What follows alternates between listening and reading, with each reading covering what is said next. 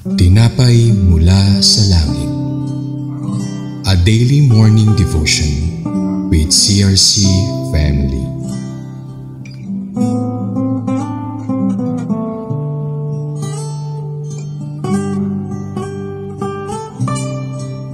Isang mapagpalang umaga po sa ating lahat. Ako nga po pala si Diaconessa Lita Kabatbat ng CRC Makati. Muli po ako ay inyong samahan sa ating programang Tinapay mula sa Langit. Ang araw-araw po nating debosyon sa salita ng Diyos. Sa umaga pong ito ay ating matutunghayan ang salita ng Diyos mula sa mga Bilang chapter 10 verses 11 to 13 na may pamagat na The March of Canaan Begins. Tayo po muna ay manalangin. Panginoon, sa oras po na ito ay muli niyong buksan ang puso at isipan ng bawat isang makikinig ng mensaheng aking ipapahayag na nagmula sa iyo. Pagpalain niyo po ang bawat isa sa ngalan ni Jesus. Amen. Tayo po ay babasa sa verse 11 ng mga Bilang. Nang ika-20 araw, ng ikalawang buwan, ng ikalawang taon mula nang umalis sila sa Ehipto, ang ulap ay pumaitaas mula sa tabernakulo. Verse 12, dahil dito nagpatuloy sa paglalakbay ang mga Israelita hanggang ang ulap ay tumigil sa ilang ng paran. At sa verse 13, ito ang una nilang paglalakbay mula nang ibigay ni Yahweh kay Moises ang mga tuntunin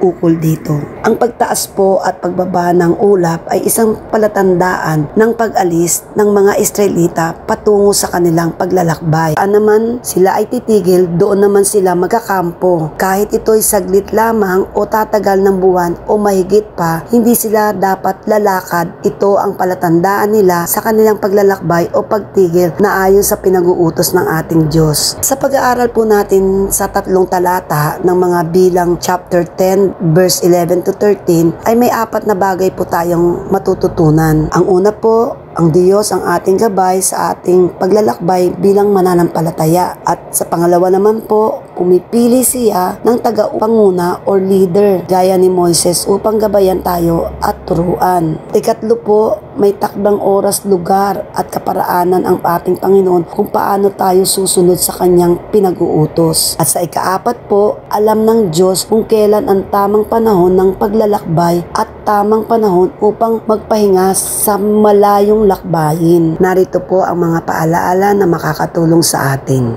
Una, bilang Kristiyano, dapat po tayong magtiwala ng lubos sa ating Diyos na mas alam niya ang mabuti sa atin. Ang mga leader po sa CRC na inilagay ng Diyos sa ating iglesia ay dapat nating panalangin upang sila ay gabayan, bigyan ng karunungan ng Diyos at kaalaman sa tulong ng Holy Spirit. At pangatlo po, maging bukas ang ating isip sa pagtanggap ng mga bagay na ginagawa ng Diyos sa atin, maging sa ating iglesia. Sa huli po at ikaapat, ating tandaan na ang ating Panginoong Hesus ang ulo ng ating iglesia, kaya bilang katawan, tayo po ay magpasakop sa isa't isa at magmahalan bilang tagasunod ni Hesus. Sa aking pong conclusion, ang Diyos ay makapangyarihan sa lahat at may kapahamahalaan sa lahat ng bagay. Gumagamit siya ng tagapanguna upang gabayan tayo sa ating paglalakbay bilang Kristiyano. Sa paglakad natin, minsan hindi may iwasan ang mga pagsubok, hamon, ngunit may kasiguraduhan pag tayo ay sumunod sa kanyang kalooban, tiyak na tayo ay